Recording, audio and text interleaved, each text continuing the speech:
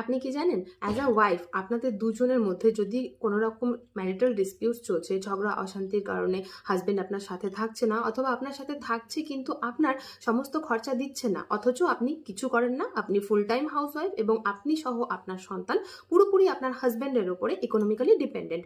এই সিচুয়েশনে আপনি আপনার হাজব্যান্ডের ওপরে মেনটেন্যান্সের কেস করতে পারেন, এবং মেনটেন্যান্সের কেস করার পর আপনার হাজব্যান্ডের এগেনস্টে আপনার জন্য কিন্তু একটা এক্সওয়াইজেড অ্যামাউন্ট কোর্ট অর্ডার করবে, এবং এই অর্ডারের পর আপনার হাজবেন্ড কিন্তু সেই স্পেসিফিক অ্যামাউন্টটা আপনাকে প্রত্যেক মাসে পে করতে বাধ্য থাকবে। কিন্তু এক্ষেত্রে একটা ব্যাপার ভীষণভাবে উল্লেখযোগ্য, যে আপনি যেদিন কেসটা ফাইল করছেন সেদিন থেকেই কিন্তু আপনি মেনটেন্যান্স পাওয়া শুরু করবেন না। সেজন্য আপনাকে কোর্টের দ্বারস্থ যেহেতু হয়েছে, একটু অপেক্ষা করতে হবে, কোর্টকে সময় দিতে হবে, এবং এই সময় দেওয়ার পর একটা না একটা সময় আপনি অর্ডারটা খুব সম্ভবত তাড়াতাড়ি অবশ্যই পাবেন।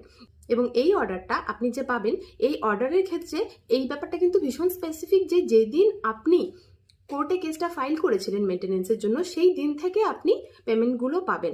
এরকম কিন্তু কখনোই নয় যেদিন অর্ডার হবে সেদিন থেকে আপনি পেমেন্ট পাওয়া শুরু করবেন।